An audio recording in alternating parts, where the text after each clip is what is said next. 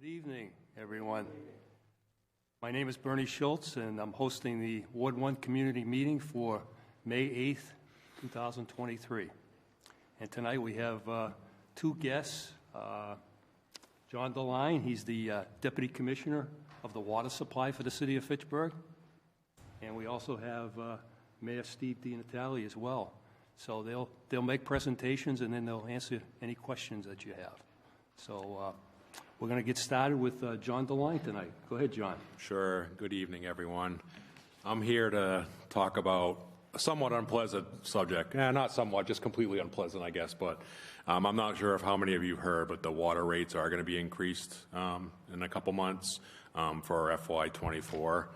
I have a little bit of a presentation here, but sewer will also be going up a little bit. My counterpart in sewer wasn't able to attend tonight, but the first, and before, I'm just going to put the numbers out there first, is that water will have to go up 35% beginning July 1st.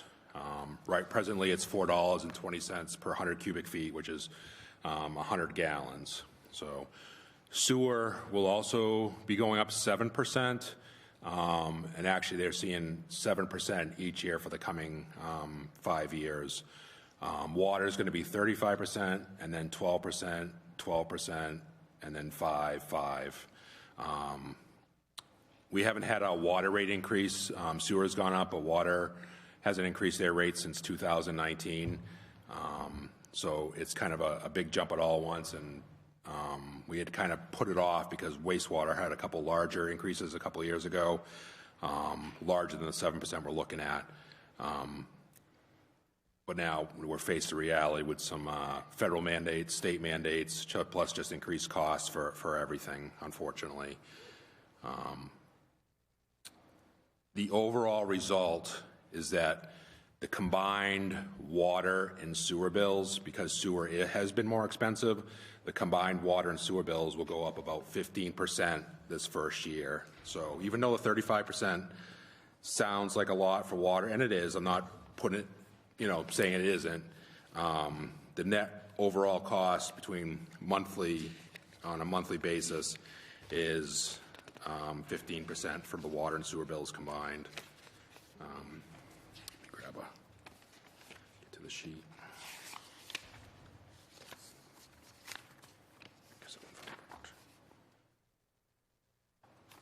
So they're not throwing stuff yet, so that's always good. It's good. It's a good thing. I could add in that, John, if you'll allow me, just that absolutely. Even with these increases, this is the consulting firm that we hired to put these numbers together, and we were happy with their performance. Even with these increases, water and sewer service is still considered affordable under industry guidelines of comparing an average residential customer's bill against the city's median household income. Industry standards suggest that bills making up more than 4% of MHI are unaffordable. Fitchburg bills make up less than 2%. So it's a commodity that we can't take lightly. I mean, we talk about different parts of the country and the challenges they have with water and the quality of that. Our water has always been one of our more shining examples of what we can provide to our community. So the increases like this are never easy, but again, water service is still very, very affordable, and again, the quality of the water and the delivery systems. As John's mentioning, these increases also, I know that this came forward for me with the consulting firm, is the infrastructure in this city. We're an old city. The water delivery systems are, lack of a better term, in tough shape. Yeah, well, I guess you could say that. I know John would probably have a little more specifics, but that's a big piece of how we keep the water quality at the level it should be. So. Sure. So I wanted to get that right out. Just those are the rate increases. So overall, like I said, for FY24, starting July 1st, between water and sewer, the average monthly bill will go up about 15%. In 2025, it'll be 9%. In 2026, 9%, and then 6% and 6% after that. We're hoping Last increase, Sean? When was the last? 2019 for water. So there has been some sewer increases because of the work that they had to do to separate the storm water and sewer systems. We're looking at beyond that. There's probably going to be an annual increase, but we believe it's going to stabilize. Going a number of years without any rate increases and all, especially with what has happened in the last few years with things costing more, has really, pushed us for this coming fiscal year, unfortunately. We've seen a huge increase in materials costs, chemical costs for treating the water, of course, electric costs, and we've all seen that just in your homes too as well, so, and it's hit us as well. So in order for us to continue to operate the treatment plants, treat the water, a lot of that is pushed by that. In addition, I mean, I hate to shift the blame somewhat, but the US EPA and DEP are all coming up with new regulations all the time, causing us to have new projects to improve the water quality treatment. Perfect example is I don't know how many people have heard of the PFAS contamination in Westminster. It's in the groundwater there. They're coming out for new regulations that something that they couldn't even detect 3 to 5 years ago, and they now are finding pretty much in every surface water body in Massachusetts at some levels. And now they want to treat this down into a parts per trillion level, which, like I said, analytical capabilities weren't even there 2, 3, 4 years ago. They didn't even know it existed in the water supply, but now they do. So, and they believe it is a carcinogen. So those are the type of things that that we have to deal with beyond replacing water mains, making sure the treatment plants are maintained properly. We have 2 treatment plants, one that's in Fitchburg up on Ringe Road, which is where the offices and all our equipment is. But then we have another treatment plant over in Westminster, which is our larger one, that treats probably 2/3 of the water to the city. That one's now about 25 years old. So although we've kept it up very well, it's going to need a new roof next year. Some of the filters and clarifiers that are inside the building need to be upgraded and replaced. They're showing their age. That plant hasn't shut down in 25 years for more than a couple hours at a time. So when you have something running that long, things tend to wear out. They don't wear out as quickly as in the wastewater field, but they do wear out. So in addition, the water division, we probably have the most dams in the state. We're blessed with a large quantity of water with 10 reservoirs, but we also have 16 dams. Some of the reservoirs have 2 dams, so that's why I came up with a number of 16. So, and those all require maintenance too. And also there's a lot of work that needs to be done on them that we've kind of pushed off a little bit because of other stuff that we've had to do there, but there's no more pushing it off anymore. So we need to make sure that those dams are rehabilitated so that we maintain the reservoirs, have that water available, and also don't have a catastrophic failure with one of the dams. So our maintenance involves, making sure that the trees are kept off the dam, making sure we keep it mowed, making sure that it is covered so we don't have erosion with, vegetation. But a lot of the internals start to fail over time. There's leaching systems, per se, that carry the water that gets into the dam to the outstream stream so it doesn't cause a piping failure. Well, that piping is also old cast iron that was installed when the dams were 100 years old. So there's things that we have to do on those. So How many dams do we have, John? 16 altogether. 16. Yeah. It's something we can't do, dismantle a whole dam or grout inject a dam to repair it. So those are some of the other things. Like I said, the water mains in the city, that's probably one of the more critical aspects. We have over 1 million feet or almost 200 miles of water mains in the city altogether. Much of it's old cast iron. It's tuberculation. I think in the handout on one of the pages there, it shows what tuberculation inside a pipe looks like, I think on the 4th page. That's actually water mains that were removed from a city project a couple of years ago. So we got some water mains that are going to be replaced, John. Maybe you could Yeah, tell everybody. we're going to be about working on that.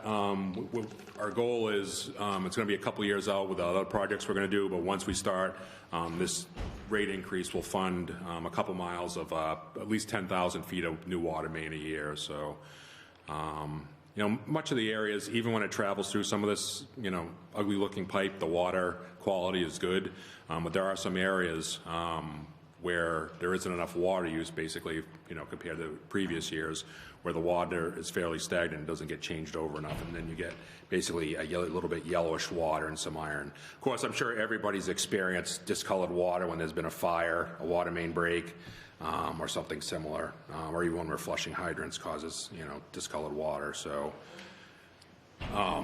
in addition to improving the water quality by removing these pipes that are tuberculated, we also improving fire protection at the same time, because when a pipe is tuberculated, it limits how much water can flow through the pipe for fire protection. So it's also a health and safety matter from the fire protection standpoint. So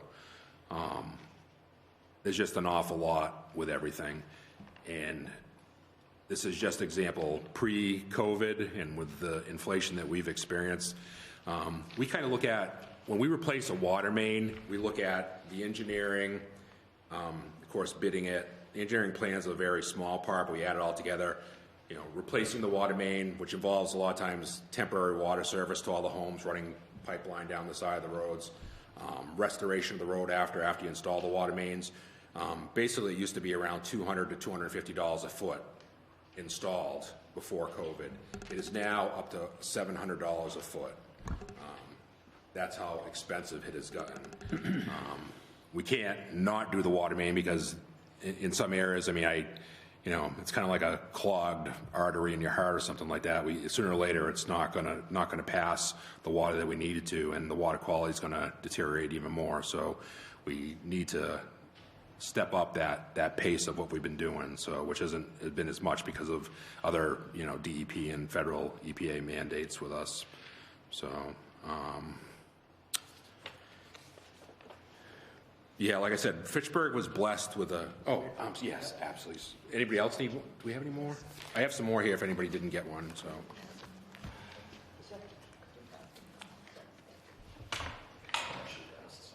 Mayor, what is the MHI? You mentioned MHI. What does that stand for? I mentioned MHI, he probably did. No, I mentioned MHI? perhaps when you read that. Oh, MHI. No, it's, Medium household income? that's right, it's median household income, sorry. Yeah, MHI, we're all affected by it. We'll ask John next time. Yeah, ask Joe. What is the timeline for Boulder Drive water main? Because that's going to... Yeah, we Main did. Street water main. The mayor was very helpful in us getting some ARPA funds to replace Boulder Drive and water main. Not replacing, there isn't one there. Yeah, no, there's a couple ones that cross Boulder Drive, but they're in very poor quality. We've had breaks and they don't pass a lot of water, and anytime there's a little bit of a demand on it, causes a lot of discolored water. So it's going to go out to bid in the next several months or whatever, but because of the delay in trying to get water main, it's usually almost a year out. The project won't start until next spring. So, but once it does, it's going to be unfortunately very disruptive. So. Well, I'm with Stratton Players. Yep. And our building is on Boulder Drive where there is no water main. Yep. So we're trying to look ahead to put things in, the ducks in a row. Yeah.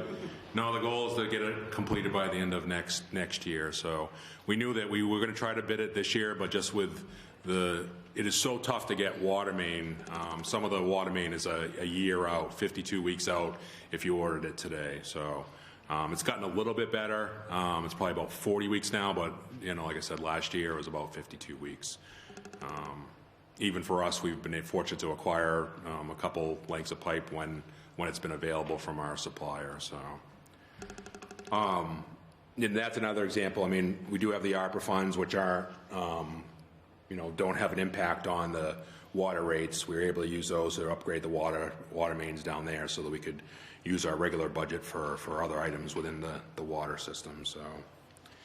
Going back to just the dams, though, like I said, we have 10 reservoirs. Fitchburg's blessed with a lot of water. I mean, the forefathers, when the mills were running, we're very smart to get that. The unfortunate aspect to it all is that we have 10 reservoirs. We don't have one reservoir with one dam.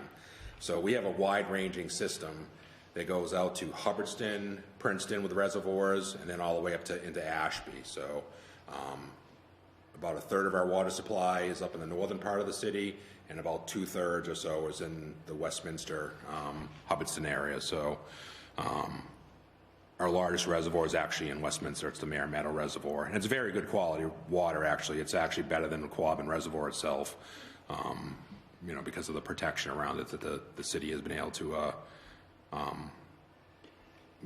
much land do we protect too, John? Probably about 5,000 acres altogether. We're one of the largest landholders in north central Mass, or in the state for that matter, as far as water supply. So probably not as big as, of course, the NBC land, Quabbin or Springfield water, but we're right up there. So, and that's helped us because we do have pretty clean water out in the watershed. Unfortunately, once it passes through some of the water mains that we looked at earlier, it gets discolored, so which is discouraging to us. We have great water going as it enters the water system, and then by the time it gets to the far ends, Pearl Hill Road area, we can get some discolored water there because it takes a while to get out there. It's a couple days for water to travel the system and make it out to those areas. So the other thing with the city, as the mayor mentioned, it's an older city. We actually Fitchburg developed a couple decades before Leominster, which means a lot of our materials are older.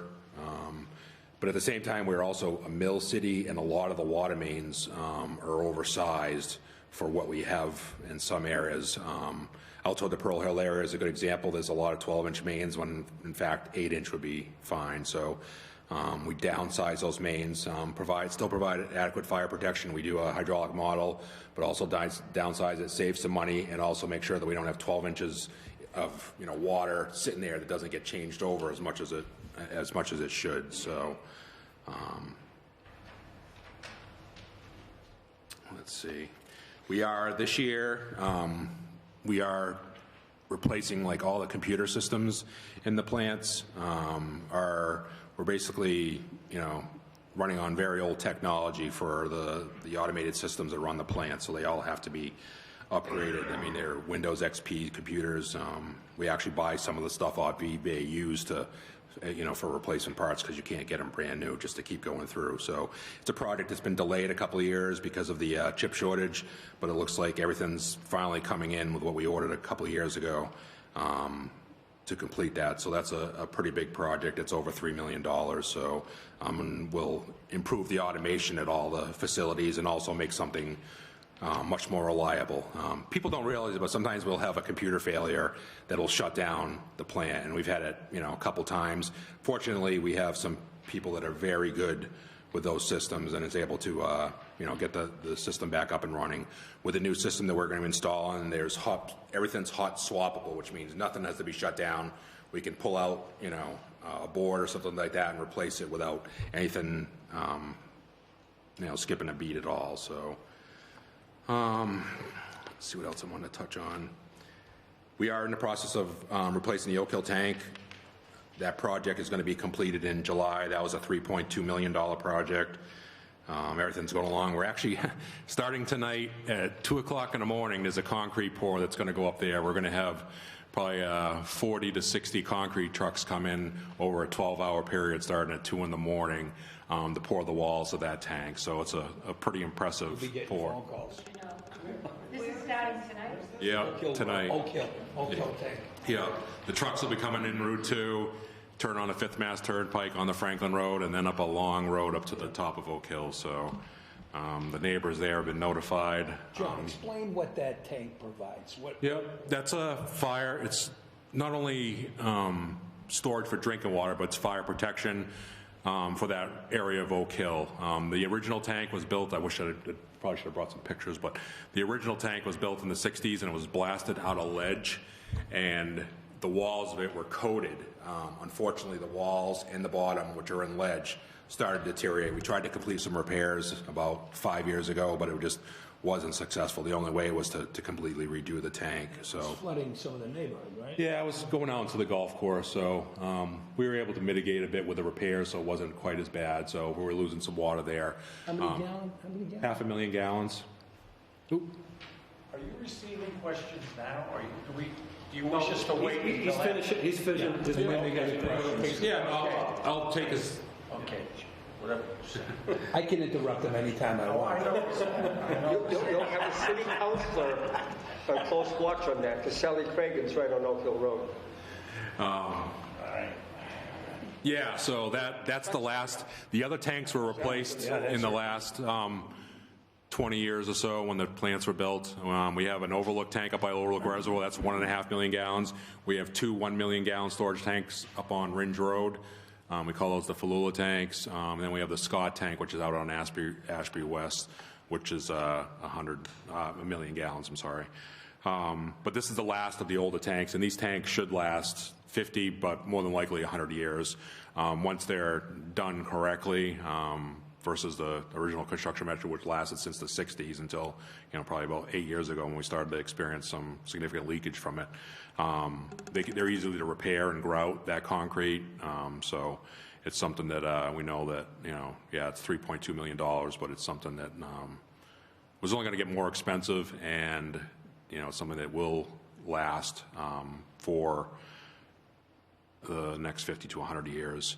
Presently, that system is being served by 2 pump stations, and the reason we don't like to serve a system that way is that if there's a pump station failure, or if there's a very high flow with a water main break, that pump may not be able to keep up with the flows. So we're crossing our fingers at everything. The Oak Hill system's a pretty tight system. It's a fairly new system. All the piping in there. We still have some cast iron that's tuberculated in there, but we don't lose a lot of water there or have a lot of breaks. The pressures up there aren't as high as some. On Main Street and Lower Main Street, we have 180 pounds of pressure, which is much more than a water system should absorb. But to change anything like that would be just too much of an expense. So yeah, we have 2 pump stations supplying the Oak Hill system. They run off pressure right now, and we just want to get through to July to get that tank back online. So we'll be posting some pictures on Facebook of it, but it's a pretty dramatic project looking because of the way it's being constructed. So. Yeah, I just wanted to cover on those things. I mean, I know it's an unpleasant subject, but we want people to be aware of it. In here is a 5-year capital plan. You'll see some of the projects that we have going on. There's a lot in the front here that we need to get caught up on. There's a little less later on, and we're hoping, that we can concentrate on water mains once we get some of these bigger projects done in the next couple of years. In all of these, I can assure you, every single of these projects, we have to do over a gatehouse up at our Meeting House Reservoir, which is the last reservoir before the regional plant in Westminster. I mean, that gatehouse hasn't been rehabbed. There's been some work done inside, but it's 100 years old and needs to be completely done. But even that gatehouse, we got to keep the water flowing to the city. We have to make a coffer-dam around that gatehouse, bypass pump the water from the reservoir into the treatment plant down a 30-inch line. It's a huge project to make sure, that everybody has water all the time.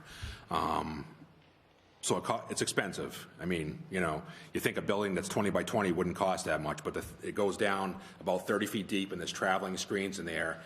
Water flows into it. It isn't a typical intake like you'd see at a dam with a pipe extending out below the water surface. It actually comes in from the surface. So there's traveling screens that take out the debris and things like that.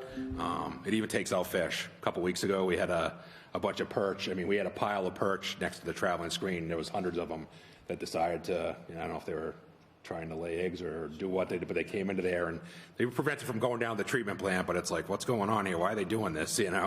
But we have that happen every now and then. But that was one of the more dramatic events. But those traveling screens take out everything. And like I said, when it was constructed 100 years ago, there's a channel in that reservoir that's granite block lined. We're actually having divers going in. We're shutting down the plant for 4 hours so they don't get sucked in to the intake. On May 24th, so they can inspect the channel and see how much work's going to be done with that project. But again, that's, you think it would be simple redoing that stuff, but because we got to maintain the flow of water to the city at all times, like I said, we have to make a cofferdam, pump all that water out, then work on the gatehouse, replace the traveling screens, repair that channel wherever it's failing, so that, we don't want to just replace the traveling screens and kind of push them into the walls. We need to make sure those walls have good integrity, and then redo the gatehouse. The gatehouse that's above the water line is nothing to repair compared to what's below the water line, and keeping the city with water for that project. So we have 3 reservoirs that we really utilize out in the Princeton, Westminster, Hubbardston area. It goes from Bickford, pumps into Mare Meadow, which pumps into Meeting House, which then goes down to the treatment plant. So we have a couple pump stations out there that are 60 airs. I mean, they still operate adequately, but they need to be upgraded. They're starting to show their wear as well. And the last thing before I entertain questions, like the Mare Meadow pump station, and I'll talk about a little bit more about the other things though, but because of the pump upgrades, we're able to get some money from National Grid from that. We look out for every grant possible. Unfortunately, the federal government puts mandates on us, but then doesn't give us any money to do anything. The only money that we get in terms of assistance is low interest loans through the state's drinking revolving fund. And because of Fitchburg's income levels, we usually get loan forgiveness on that at the end. It runs around 12 to 17%, whether it's water or sewer. So the unfortunate thing is, even though we apply for the loans, we don't get them every year because there's such a demand in it. And this year we applied for the Mare Meadow and Meeting House loans, but we didn't make the cut because Springfield Water, out of 700 million or 500 million, I think it was altogether, they took 260 million for one project for a new treatment plant. So, so unfortunately, we'll still get a loan, but it won't be through the state revolving fund. But we look out for grants all the time. Most of the grants that we get, we do get are for improving our GIS capabilities, mapping our system. A lot of our plans are on Linens, but now they were on Linens, but they're now in GIS. So that mapping, getting everything electronic, upgrading the hydraulic model, they will supply that, but it's only $100,000 now and then. So it isn't a lot of money compared to what we actually need. So it's really the state revolving fund. So like I said, then that's 2% with some loan forgiveness at the end. So it used to be 0% with loan forgiveness, but now it's 2%. The treatment plants are being paid off. I think there's only a few payments left on each. We've had some other loans expire, but those were 0% loans with loan forgiveness. So they actually end up being, we end up making money off the loans per se. Kind of a weird way of saying it, but if we borrowed 25 million, 0%, and then they gave us 2 million, so the project only cost us 23 million. So if my math's right. So I don't know if there's anything else you could think I should make a point of. I think we should stress the fact that the water department is a enterprise fund. So we don't use the general fund dollars for that.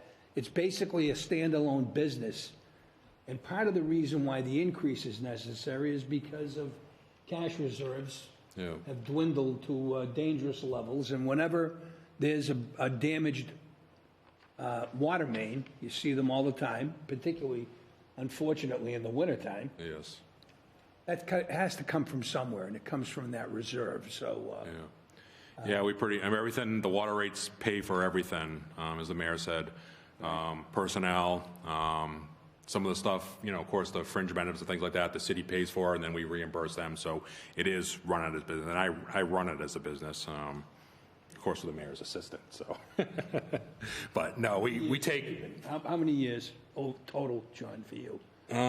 Nobody knows the system better than this guy. Yeah, no. He really does. I mean, close to 15 years now. So yeah.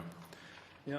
Yeah, I mean, it's a complicated system. We have 4 pressure zones. I mean, it just, for a city this size, I mean, Fitchburg's big, but for 40,000 people, we have a complicated old system compared to what some other cities have, with the number of pressure zones and things like that because of the change in elevation across the city. We need to provide, 35 PSI The 35 PSI that we provide up on Westminster Hill Road is the same pressure zone that provides 180 PSI down here. Like I said earlier, we don't like the 180 PSI because it creates a lot of wear on the mains, water hammer and things like that. But to separate, to create another pressure zone would just be, have to construct more tanks and things like that. So we just make sure that whenever we install new water mains or things like that, that they're able to withstand those pressures. And, the water mains are able to take 250 PSI, the higher pressure rated class piping and so forth. So. Well, thank you, John. You want to entertain some questions now? Absolutely. Have any Yep. questions? Judy? We have very low water pressure, Apple Tree Hill. Where is it now? Apple Tree Hill, Yeah, that's one of the and higher elevations, yeah. so there's nothing that we can do with No, it's based on the gradient coming in from the, your pressure is due to the pressure coming in all the way from Westminster, from the treatment plant. And the only way for you to boost it would be an internal pump inside the house. So, which they actually aren't that expensive. You could put it in line and that would boost the pressure for the rest of your house. So. That would be a great idea, Steve, for a Christmas present. I don't know what would the You cost? said it wasn't expensive. Yeah, what would the cost be? By the time you hire a plumber and stuff, Yeah. $500 to $1,000 probably. 500 to 1,000. Yeah. That's not And crazy. what's the life expectancy of something like that? You know what? It wouldn't see a lot of wear and tear because you have a constant supply to you, unlike a well or something like that. So unfortunately, a lot of stuff is made overseas, and even the stuff we use is good. But I would like to see 20-year use out of something like that. So Is it that bad up there? I mean, yeah, no, it's pretty low. yeah. And as soon as you have a water main break, you're the first to lose pressure up there. Yeah. You asked for it. Bruce, you had a question? I have a question. Paul, we'll get to you in a second. I'm sorry. Bruce has a The quick question. question is water miscellaneous charges. What is hydrant flow testing? That went up almost $400. What's that? That's when somebody's designing a new sprinkler system for a building. It's more commercial. Yeah, we were only charging $100 because that's a thing, but it requires 2, 3, 4 of our personnel to operate 2 hydrants.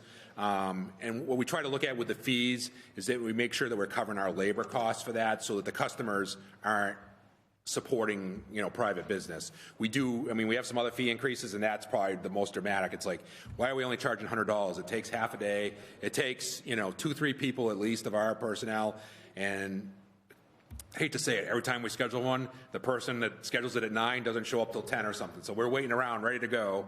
So it's like we have to increase that because the customers are basically footing the bill, for our personnel to not be able to be doing something else by waiting around and, completing that test for them. So. And we haven't increased that now. Oh, it's been a long time. Long Yeah. time, longer than the water rate. Yeah. Paul, you had a question, and then we'll go to Joan. All right. Joe? John, defer you my were time talking to John. about a gatehouse. Where is that? That one's up at the Meeting House Reservoir up in Westminster. Yeah, it's on, up further from there, yeah. We have a pressure reducing station on Narrows Road that we just did. So, and I'm actually glad you asked about that, and this is the type of thing. I'm glad that you mentioned. Just ask me, John. Well, I didn't know you. I'm glad that you mentioned Narrows Road, because speaking of pressures, these are the type of things that we try to do. That's one of the biggest grants that we got. We have a pressure reducing station there, so we actually installed an inline hydroelectric generator. So rather than wasting the energy from the water being reduced to a pressure reducer, we're actually generating electricity, we're getting only $10,000 a year, but that project was completely paid for by Mass DEP and the Mass Clean Energy Center. It was about $300,000 altogether. We also did some other work to the pump station at the same time because we had to take a roof. But I'm glad that came up because those are the type of things we try to find. If there's some way to reduce energy, if we put LED lights all the facilities with a grant from National Grid in the state. So. But yeah, that's up in Westminster, not too far from the center of Westminster over there. South Street that goes out to Hubbardston is on the back side of, you'll go right by Meeting House Reservoir. But pretty much every dam has a gatehouse. But that's one of our it is our most critical one because, like I said, 2/3 of the water to the city flows through there every day. And in fact, I didn't state it before, but I mentioned 2 plants. We have the plant up in the northern watershed and the one in Westminster. We can supply the whole city with the one from Westminster because of the pressures and pushing it through the system. We cannot do it with the other plant. It's just not capable of doing it. So there's been times when we shut down the other plant for a while too, just because of because of the weird weather we have with so high of rainfall amounts at once. It's caused some high color in the water. It's not contaminants, just a lot of tannins and things like that wash in from the forest. I think that's. Thank you, John. Any other questions for John? Paul. I do. All right. Yes, Paul. Can I go now? Yes. I direct my question to you. You said we were blessed with about 10 reservoirs. Yeah. Do we use all of those reservoirs, and what percentage do we? We use them all at times. A couple of them we aren't using right now. We own the reservoir just at Wachusett Mountain ski area. As you turn onto there, we don't use that one. That's not connected into the plant. So that's one that's not used. But last year during the drought, we pretty much utilized waters from all of them. Except for, we don't use Overlook anymore. It's counted in the list because we got 2 dams at each end that we have to have. But And seeing that water is such a precious commodity, Yeah. Can we sell that to other communities? we look at, anytime somebody approaches us, Yes. we want to do that. But unfortunately, one of the things I didn't mention is that our water use is down. It goes down about 1% a year. We're using about 20%, 25% less water than we were 10 years ago, just because of all the more efficient fixtures and things like that. Leominster, who might be a buyer at times, we've talked about it before when they potentially had a large water customer come in a few years ago, which didn't pan out for them, but they're in the same situation. Their water use is down too, so there is a need. Ashby has talked about it a bit too, but it's just so prohibitive for them to run their water mains up to the center of Ashby. It just, we're not sure if that's going to work out, and it wouldn't be a huge volume anyway. Having said all that, when there was a drought like last year, our reservoirs got down so low just with what the city was using, even though it was less. They didn't even actually fill up till sometime in January, which was a first. So it's like, we'd like to sell some water, but how much could we commit? Because that same person that wants water is going to want it when there's a drought, and we may have to shut them off because we won't have enough water for the people in the city. So it's a catch-22 with that. We have to be very, very aware of that. So We can't sell water rights to a neighboring town. For example, the mayor of Leominster seems to celebrate the 4th of July by posting water bans. I think he enjoys that. I don't know. Could we sell water to them? Every year there's water bans. yeah, no, we're in the same situation. We're at the mercy of the state when it comes to water bans, and it's a good question because the state, in their infinite wisdom in Boston, has decided that they know best for every water system in the state. I'll probably get in trouble for saying this, but they restrict our water. We restrict our water use even when we have plenty of water in the reservoir. So previously, we have water withdrawal permits for all. Most of our reservoirs are in the Nashua River Basin, but we also have a couple that are in the Chicopee River Basin. But previously, our water withdrawal was based on the flows in the Nashua River. Once it drops below a certain level, we're required to institute water bans, whether our reservoirs are full or not. So I'm sure the same thing for Leominster is based on that. They've changed the regulations, and now it's based on drought levels. So, the state decides, we could get a ton of rain here, and you know how spotty it can be to some. We could get a ton of rain here, and our reservoirs could be fine, plenty of water. But if there's a drought generally in Worcester County, then they can tell us to institute a water ban. So, But it seems like 10 reservoirs is in a number for the size of Fitchburg. Yeah. Do we have some heavy drinkers here? no, in it's just, Fitchburg? I say 10, but they're not very large reservoirs altogether. They get a bit drawn pretty, and that's why I said it'd be nice to have one big reservoir, or a couple big ones, Right. Yes. So, Okay, thank you, John. You got to Jim, remember Jim, too, Paul, the Leominster wanting our water's fluoridated. Theirs is not. Yes, I know that.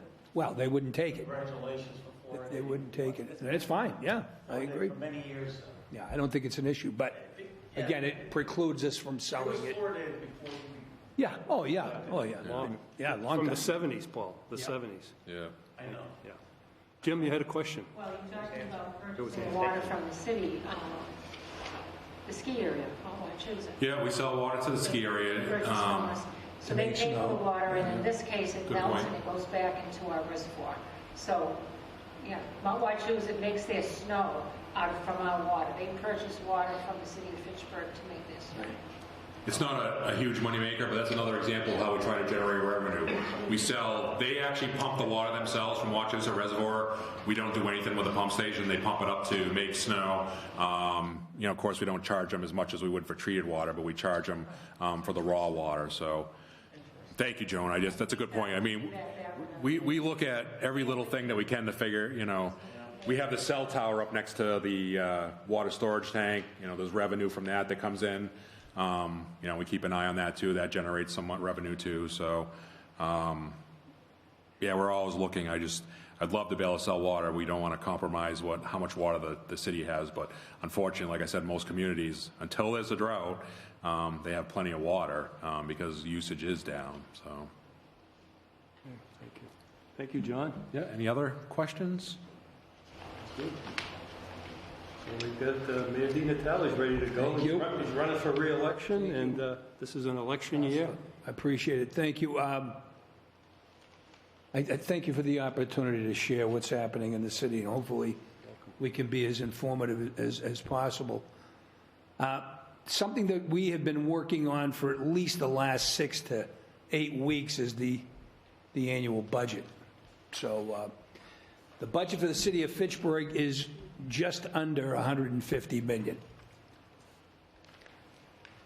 And just to give you some sense of what we are dealing with, this fiscal year 24 increases that we've experienced, and they are obviously makes it more challenging to balance the budget because of it. Contract settlements, police and fire, combined almost $1.3 million.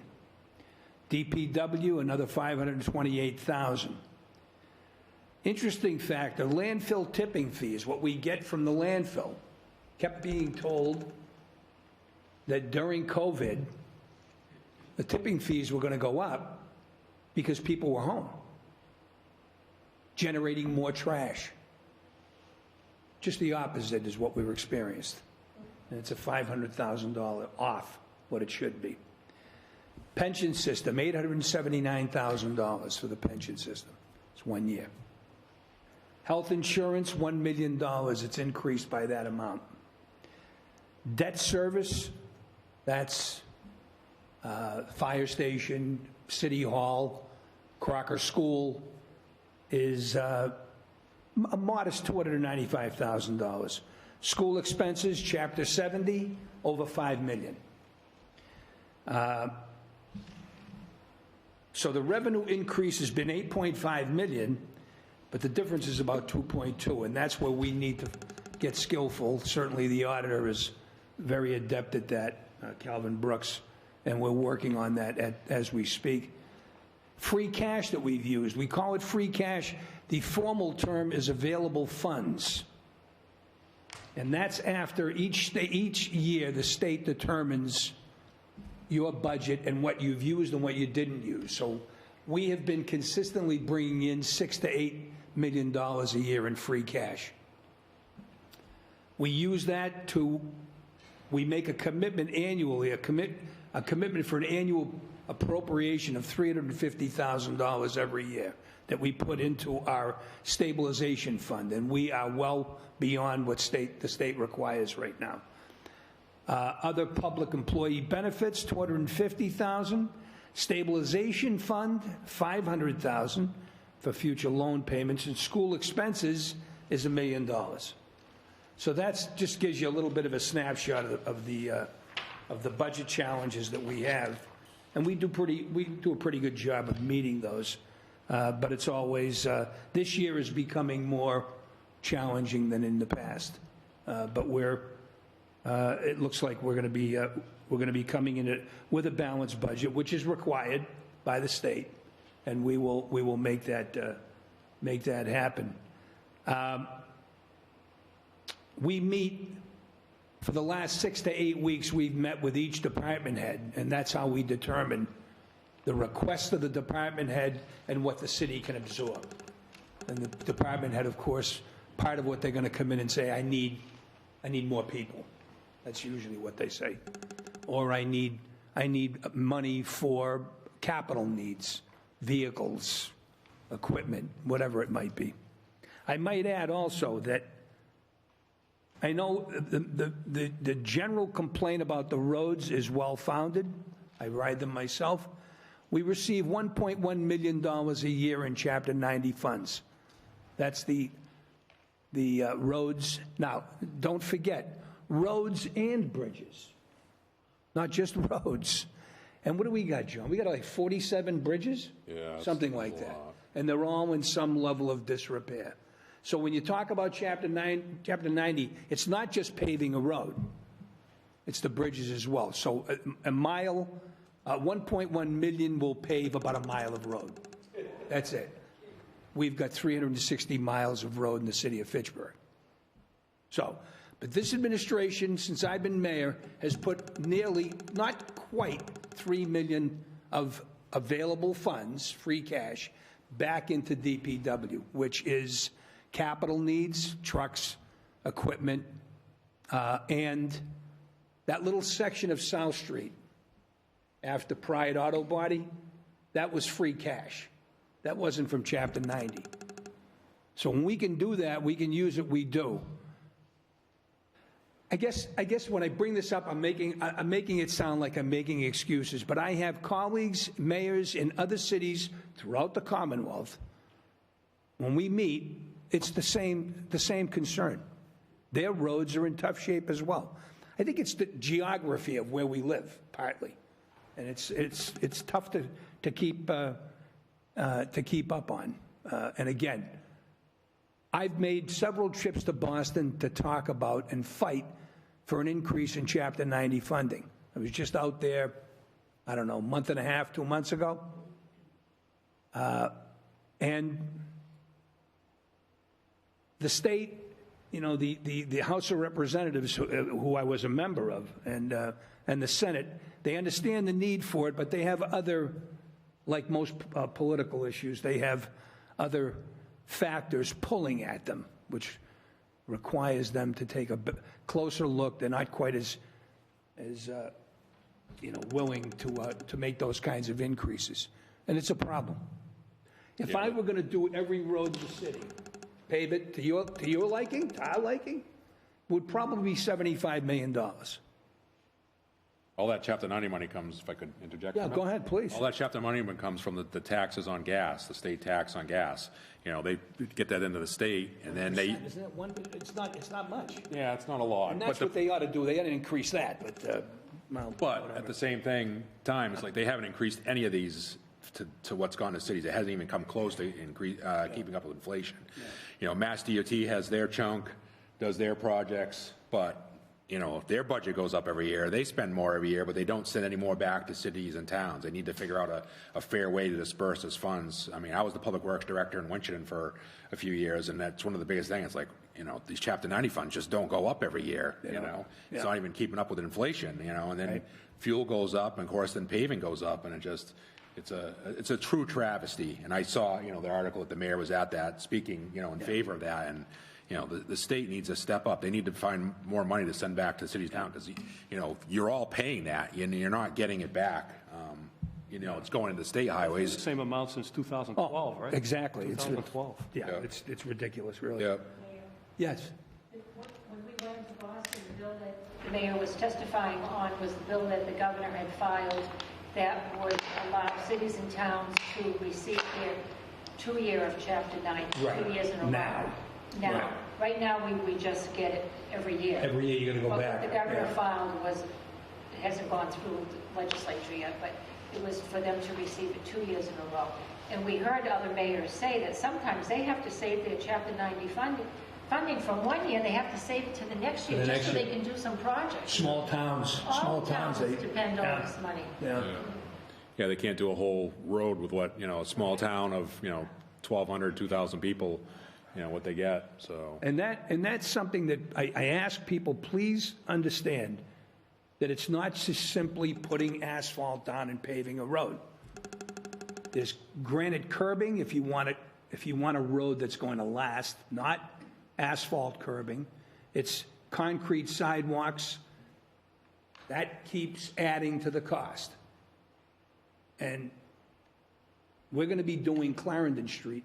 I mean, the list hasn't been finalized, but Clarendon is something that I want to do because it's in tough shape. But that's going to be probably $700,000 just to do that street.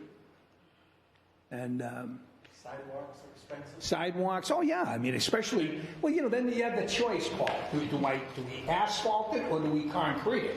Well, certainly the concrete is the better way to go, right? Yes. Lasts a lot longer and looks better. Yes, sir. So, but again, more money. Yeah. In Fitchburg, I'd just like to add one more thing. You'd mentioned it, but Fitchburg is at a disadvantage with the hills and everything. I mean, I don't know if people have seen it, but water comes out of every place when there's heavy rains. We have a high water table. It's all as, some of the sandy gravel areas are okay, but, a lot of it is glacial till with a high water table, and the soils just aren't the greatest on the roads. So that water bleeding up through the pavement, you could pave a road and have a pothole open up fairly surely if there's a pressure point there where the water comes up out of there. And there's just no way to remove all that water. I mean, that's just the problem. Any road that's on glacial till with a high water table is not going to last as long as one The that's in a other gravelly problem area. too is the infrastructure underneath. Yeah. Well, yeah, well, that's The water pipes, the sewer That's pipes, where he comes in. Yeah. and the gas lines are being replaced too. right. Unitil gets involved. When you talked about Tara and Clarendon Street, Yeah. that is because the infrastructure's been done underneath. Right, it's ready to People go. might think, oh, Clarendon Yeah. Street's not as bad as Kimball. Well, we can't do Kimball because of the work that has to be done underground, and people. And it's know that. Unitil usually, and they're not. It's not an assault on them. I mean, they're doing what they can. It just things take time. I mean, you just can't. Doesn't happen with a just Yeah, clicking Kimball your Street's fingers. going to be dug up in 2028 again, so that's why. Yeah. Yeah, right. That's why you don't want to do anything now. Right. Right. It's a mess. So Steve, is there a formula for what roads get paved? Yeah. Everything that has. There's a formula for the amount that you receive, and it's based on population. Why, I don't know. That's from the state. But who makes the decision on what roads are going to get paved in Fitchburg? That ultimately rests with me, but I sit with the DPW commissioner. We determine the condition of the road, obviously. There's a process that Leominster loves to use. They call it mill and pave. Is that what it is? Overlay, yeah. Mill and overlay. You'll notice Leominster does a lot of that. It'll only get you 5 years. Now, maybe some people say, the heck with it, do it. 5 years? When we pave a street in Fitchburg, it's going to give you 20. But again, it's more complicated. You can't simply say to any road, I'm going to mill and pave that road. It has to meet certain structural requirements. When you got a pothole that's this deep, you can't just take the top skin off.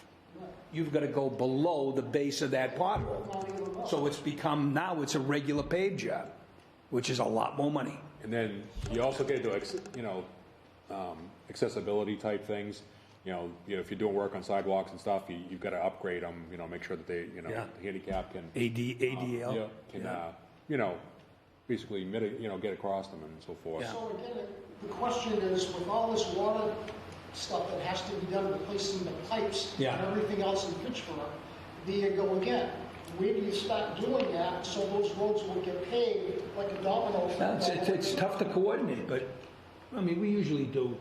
Yeah. It's a coordinated effort between you, Yeah. Nick Erickson, the DPW commissioner. And when we do a water main on the street, we'll contribute. So, it isn't all Chapter 90. We'll Right. contribute a certain He- portion. We he haven't done throws in some money.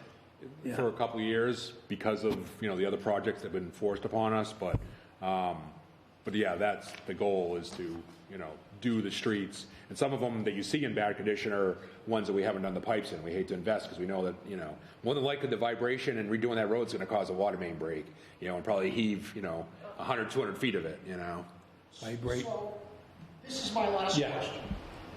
In all the driving that I do in Fitchburg, going through Kimball Street and Laurel Street, that intersection right down Yeah. there, if you can't pave the streets because you're gonna have to do water, and you're gonna have to dig up the roads and the electrical and everything else that has to be done underneath it, can't we just redo the lines in the roads so people know where they're going? It's ridiculous. You mean a painted line, you mean? Painted lines. I mean, you look at Laurel Street and Kimball Street. Yeah. If I'm coming from Market Basket to come home, people don't know where to go. Yeah. You know, can you at least, can we pave some of these, Yeah, we- backside of we Main can do Street? that. Heading Yeah. towards Monterey gasoline station. Yeah. Where you can come off of Main Street and come up the back way. Yeah. The lines are all faded. You come around that corner, Yeah. you hope you don't hit it. Well, we're coming into that season now, crosswalks, that kind of thing. Well, I'll get repainted, but it's, you know, big city and it's a slow process. We've also had personnel issues. I mean, not just with the water division was down to 50% at one point. We only had 13 people out of 25 people working there till a few months ago. And highways experienced the same thing. We actually did increase the pays, and we've been able to attract people, and highway has been advertising for new help, so hopefully we can get the staff, some of these painting jobs can get done. You guys, So is it the city of Fitchburg that paints the lines, or do you have to hire for it? no, we do. We do, yeah. You all know Depot Street and Franklin Road, right? That road's been paved, I don't know how many times. And what John was talking about groundwater, that's the beauty of living in Fitchburg is our hills. But it's evil too because the water starts up here and it ends up down there. And on Franklin Road, it doesn't give you any longevity for the paving. That road's been paved, I don't know, 5 times in the last 20 years because of that. Because the groundwater just keeps, and I'm not talking all of it, just that section, like the hill. Yeah. When you take the left off of Depot and go up Franklin. It's amazing how much damage water being pushed up to a pavement. Yeah. I mean, just this spring we watched, we looked for a water leak, you know where Janet's hot dog stand is on Water Street? Just before there, back toward where the other side used to be, there was some water started coming up through the road, so we checked it and make sure it wasn't, you know, something leaked from our system. But all of a sudden, the groundwater just started coming out there. Next thing you know, you got a pothole, like DPW has been filling out there. Can't stop the water because that's Mother Nature, but it just keeps coming up there. No matter how many times they fill it, the water, you know, you can blow out the water, you can pave it, but as soon as that water starts pushing back up and it gets soft underneath, the soils are soft, it just opens up. And a lot of areas of the city are like that, unfortunately. Not trying to make excuses, but that's some of the reasons. I wish, you know, we'd like to be able to do all the streets perfectly right from the get-go, but we just can't get rid of the water. Having said that, you know, by when they do regrading and things like that, make sure that the infrastructure underneath is good, it should make it last quite a bit longer. Dean Natalia, could you talk a little bit about the Water Street area, what you'd like to see for development on Water Street? I know it's part of the urban renewal. It's part of urban renewal. I call that the next Normandy, the beachhead, that we would like to do a lot more work with eminent domain takings, taking a look at how we can clean up that entire area. That's a gateway street, brings everybody into Fitchburg, and it's needed some attention for quite some time. So we're always talking about that. We're working on putting together a comprehensive plan to somehow seek the money that we need. When you take something by eminent domain, you have to give them fair market value on it. You can't just take it and know what I want to. But so that's the next area, Bernie. That's a neighborhood that needs some tender loving care. Yeah, again, back on the streets, Yeah. we have a very unique group that keeps patching all the streets. Electric Avenue was patched for the 3rd time Yeah. this year. Yeah. It was patched in the last 24 hours, actually. Yeah. But you go over it, it's the same dumps.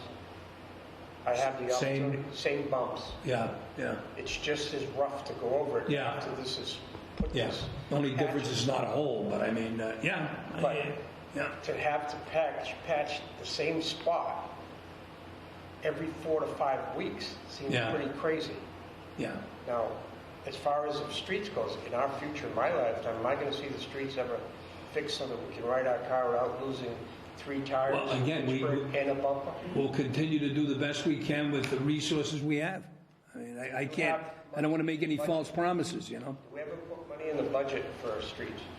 I mentioned before, I mentioned free cash, we've used almost $3 million, and free cash. This is available funds. No one's ever done that as mayor, that I can no one remember. has. No, they haven't. And I'm proud of that. I'm proud of looking at that because we can't get it done with the 1.1 million the state gives us. Just not going to happen. It's not going to happen. Yes, sir. Pot money goes, man?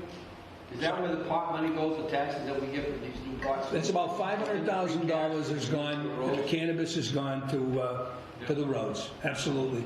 Yeah. That always comes up.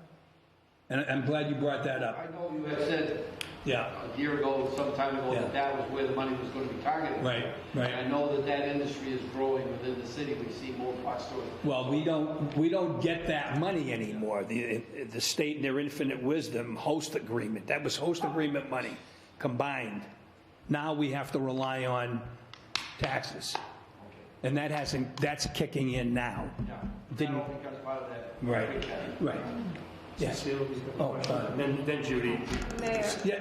Oh, Cecile has a Cecile. Oh, so, first of all, I want to say thank you, Bernie, for hosting these every, it's just such good information to get from the city.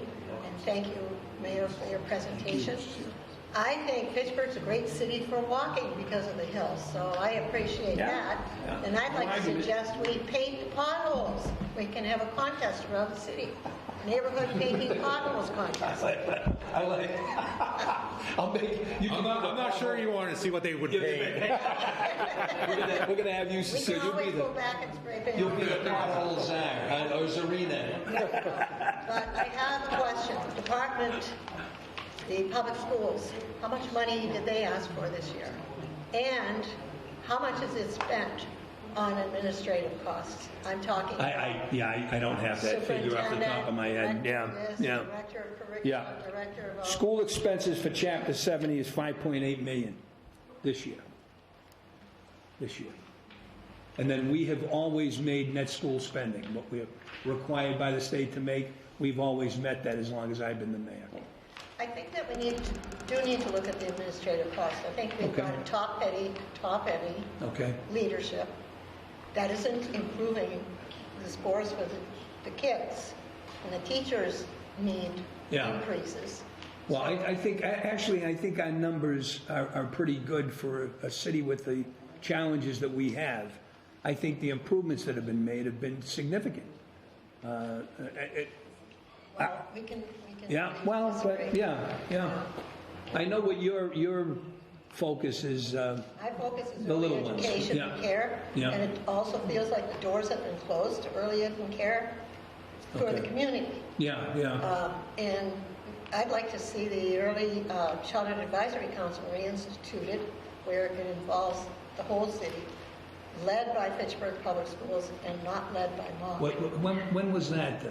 Cecile? Well, the last council meeting was held in 2008 because that's when the money ran out. Okay. And that's pretty much when, Where'd they get the money? that was from the state. From the state, okay. But that's when the public school, Fitchburg Public Schools, kind of closed the doors on Yeah. early education and care. And that's where brain development happens, in the Yeah, early years. So we're going to keep fighting a battle to improve scores for children and the school environment unless we take care of our babies, well, no one knows more about that than you do. public monies. Okay, But anyway, that's another, Yeah. I'll do my own research and find out how much yeah. the budget is for. Judy, you had another question? Yes, a couple actually. Right now, they're installing new gas lines and electric lines on our road, Okay, so you know what our road's looking like, yeah, complete disaster. yeah. So will they be repaving or patching that when they finish that job? You can't pave immediately, can you? You're supposed No, to it's a- patch, and then wait for it to settle, and then do which is what, a They year or so? usually do a patch. Yeah, they patch, and then, They go back later after it's settled. Usually Unitel's patches are very good once they're completed a So project. no downtime is months? Could be They're over doing a it year. right now. I would Yeah. imagine by the end of summer, they would have permanent patched it. So they have an outside contractor that they hire. They don't do it themselves. And Right. I find the quality of their paving to be very good. So, and if there's usually an issue, they go back and fix it without question. So if they don't do a satisfactory job, just call them here. Call the mayor. Call them No, back. but seriously, no, I got to give them credit. They do a lot of digging up in the city, but usually their patches are pretty good. So, especially when they have a long run. They don't tear up the road as much as we do with the water. We usually tear up the whole side because we're 5-6 feet down, whatever. So they're only 18, 24 inches down. So. Okay, I have one final question, which has really been a thorn in my side, is the waste, the yard waste pickup. Yeah. It's constant every single time they do to pick it up. They don't come. I have to call the health department. Yeah. I said, what is the issue? Is it lack of help or what is going on here? Now, last time they picked up, we had about 12 paper bags and probably 5 plastic containers, you know, the big barrels. Yeah, yeah. I called twice on that. Finally, when I came home one day, the bags were picked up, not the barrels. Why is that? Are the barrels too heavy? I mean, I carry the barrels out, so Yeah. they can't be too heavy. It's just annoying, Steve. Yeah. You know, I mean, I'm really nice about it. I'm not yelling. Now, we appreciate your patience in that. I'm not going to make any excuses for that, but let me say this, Judy. We are under negotiations now we're reviewing contract requests. So you'll see I'm anticipating to see some changes. Well, Leave it at that. About a couple months ago, I had a call again. I talked to Steve, and he says, I'll get a truck right down there this afternoon. I said, okay. So he did, sent a truck down. At that point, we had over 20 bags of leaves. Yeah. And Now, when was I this, heard- Judy? When was this? How long ago? Was that? Like, it was a couple months ago, wasn't it? Well, you know, Anyway, Yeah. I heard the truck coming down the road. And I'm like, yes, yes. So I'm out there cutting the grass. I see the truck coming, and I have a big smile, and I'm pointing. I mean, you couldn't miss it. There's Yeah. only 20 bags of leaves.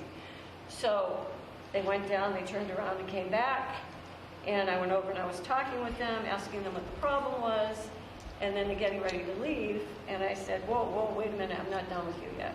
And they're both looking like, what's she doing? I didn't have to go in the house and get something. So I had just made some blueberry muffins, you know the ones. did you come up with blueberry muffins for those guys? I Look had at that. takeout packs because And they came back and picked up all the rest of the bags? No? No, that was another time. I gave them the blueberry muffins, handy wipes, napkins, everything. They were so Yeah. grateful. And I said, well, I'm grateful too because I appreciate your work. I said, I wish that you could just get it on a regular Yeah. basis, you know. And again, I'm not going to make excuses for waste management, and you know, nowadays, any doubt, any problems with anything, blame COVID. But in this particular case, and I'm not making excuses for them because I'm not happy with their performance either. And as I mentioned, we're making every effort to address that. But they do have their problems, and it's not just them, is that they can't secure and keep drivers. They can't get guys, and if they do, they don't know the route. So they get lost. I mean, I thought they'd remember the blueberry muffins and they'd follow the smell, follow the aroma coming out of the ovens. Yeah.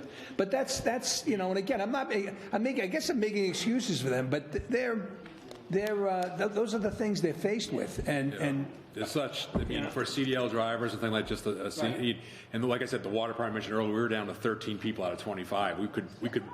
We could barely keep up. We were literally training people, and then they were going to another city or town as soon as they got their license and stuff, because we had to increase the pay. You know, I mean, we're competitive. We're not the highest, we're not the lowest, but we're competitive. So now we hope to keep the people we have trained, because similar to waste management, you got to get somebody up to speed. They got to know the city. They got to know where the valves are. They got to know where everything is and be able to work independently. ours is a little more complicated than Waste Management, but I can see what, if you don't have employees that are consistently there and familiar with things, it gets to be a problem, because then a supervisor like me or in the water department has to make sure we have to go along with these people. It's like, this is what you need to do until they get up to speed, But you think they would be happy to have a job? Nowadays, I don't know how they do it today. I mean, people stay home. I don't know how they're doing it, how they make a living. I don't know. Maybe they don't need to. Maybe they're living with mom and dad. I don't know. I can't figure it out. Gary, I really another can't. question? Yeah. Who owns that portion of waste management in The landfill? Mr. Landfill? The landfill is ours. We own it. Who delegates when you can pick up rubbish or yard waste? It's all contractual. It's contractual. So, Yeah. is that, I mean, back when we had the ice storm in 2008, Yeah. you could go up there every single day and bring stuff up. Yeah. Now you're only open Monday from 7:30 to 3, just for yard waste. Yeah. Wednesday, 7:30 to 3 for yard waste and recyclables. Friday, 7:30 till noontime, and then Saturday, 7:30 till 1. Doesn't leave a lot of time for people to get up there to get rid of stuff. I'll raise that issue with the health director. I mean, he manages that. What And they're doing now Yeah. is that hill is so big up there now. Yeah. You're thinking on the other side of where you dump all your yard waste. And Yeah. It's like fighting to get in there to dump stuff off. Yeah. Just wanted to bring to your attention. Okay. No, I appreciate that. Thank you. Yeah. Any other questions before we depart? Gary? It doesn't really have to do with the water or anything, but when they came and did the street sweeping, they did Ward 1 before the snow was even melted off the sidewalk. Needs it again? It needs it again. Okay. At least All right. around the Forest and Maple area. I mean, we've all swept our stuff out into the road. Okay. We'll get him up there. We put in a request before we... Did you already? Okay. we put in some Yeah. requests. Before we end, I have one more thing. Go ahead, John. Okay. I'm not sure if anybody, maybe you have or haven't, but with the new meters that we replaced over the last few years, replaced all 11,000 meters, there's a customer portal called WaterSmart where you can monitor your water usage. But I think the most important aspect of it is that if you have a leak or something like that, it'll notify you of it. It can also set, like if you use 147, I'm just pulling 147 gallons a day, you could set, a limit of 170 if you go over that, just in case. But what we find is that it's helpful for somebody to identify a leak or something like that, particularly if you go on vacation or something like that. Somebody might go to your house, check on something, or leave a hose on, or something happens, a pipe burst, a washing machine line goes. It'll notify you of that through either an email or text, depending on how you sign up. So I have these handouts here that'll help you that, and if you need any help, just call our office and we'll assist you with that. I mean, we've seen some people have some terrible water and sewer bills because of a leak, a washing machine hose or something like that let go. Or we've had an instance where, somebody went to Florida for a month or two in the winter and somebody was checking on the house, went and flushed the toilet, and that toilet, got stuck and just ran and ran. We don't want people to have those issues and stuff. We really don't. So when we got the new metering system, we included this with it, this customer portal that'll help with that. So I have these handouts here if anybody would like one. If you haven't signed up, please do, because it may help you one day. You're away on vacation or something, and that's the day your laundry hose or washing machine hose decides to go. And it's not only that, the cost, it's the damage to your house, because we had somebody that actually should have been, I'm not going to mention any names, but they actually had the line to their ice maker on their refrigerator go while they were away on vacation. And if they had been signed up for this, they would have gotten a notice, but that thing leaked for quite a few days. Not a lot of water, but wrecked all kinds of hardwood floors throughout the house and spread out thousands and thousands. And not only that, mold had started to grow on all the joists below there and stuff because of that leak and stuff. And if they had signed up for this, I mean, they would have, avoided something. They could have had somebody go to the house, They could even call the water department, hey, I got a leak in my house, shut off the water outside so I can get, a relative or a friend to go inside. We could do something like that, So those are some of the things. If you want to watch your water usage more carefully on here and see what you're using, just to make sure you're not going over how much you want to see when you water a garden or something like that, you can use that tool as well. So this handout is here for anybody like that. And if, like I said, if anybody needs an assistance on how to set up this stuff, the parameters, sometimes people set their usage too low, and they'll start getting a bunch of warnings, and it's not, you know, not anything of issue. So you want to make sure you do dial that into what you are using or how much more you do. But like I said, you could go away on vacation. It could save you an awful lot if something. That's when it happens. When something happens, when you're away on vacation or away from the house or something like that, it'll notify you if you sign up. An average usage number according to what you have, if you have a sprinkler system? Not so much for a sprinkler system, but you know, the average person that we find uses what we call 3 units of water a month. So that's each unit's 750 gallons. So they'll use 2,250 gallons a month. You know, it sounds like a lot, but when you average out on the day, and some days you may use, you know, not trying to tie it into that number, but you know, sometimes people will use 120, 150 gallons a day. Then other days it'll be just 20 or 30 gallons because they just, you know, showered, went to work, and didn't do any wash. You know, of course, if you have teenage kids that are taking multiple showers or in, you know, high school sports or something, shower in the morning, shower at night, and you know, not frugal with the water, leaving the water on when they're, you know, brushing their teeth and stuff, it can add up a bit too. And this will actually help you. We don't care how you use your water. First off, I don't want you to think we're spying on you, but it'll help you look at where you're using your water, because it should break down, you know, how much you use for washing. It actually can identify based on the flow rates, you know, whether you're brushing your teeth and stuff. It's not an exact thing, but you know, it might be useful. If somebody's like, geez, I didn't know I was using that much water for this, you know, so. And we've seen, before we got the new metering system, we've seen so many incidents in the past where people had a high bill, you know, because of something that went on, a toilet leaked, and, you know, toilet leaks are notorious because you don't see it leaking on the floor, but it's running in there 24/7 and it can add up, so. Thank you, John. Yep. So, thank you, John and Mayor DiNatale for Commissioner D. Oh, we got one more question from Hal. They don't want to leave together. One more comment. And then we talked about the walkability of the city, because I walk up and down South Street, and we got a number of the sidewalks got done this past year. There's still more to be done, but it is greatly improved. Good. Thank you. Thank you for all being so thoughtful and No, and good civil. questions. And civil. Thank you so much. I appreciate it. You guys are great. And I will never, ever forget MHI. I mean, median household income, ever again. Well, thank you very much, Mayor. And this is the last Ward 1 meeting until September. The next one will be September 11th. Like last year, I'm taking a break, June, July, and August, taking the summer months off. But thank you very much for coming, and we'll see you in September. Thank you, Bernie. Thank you.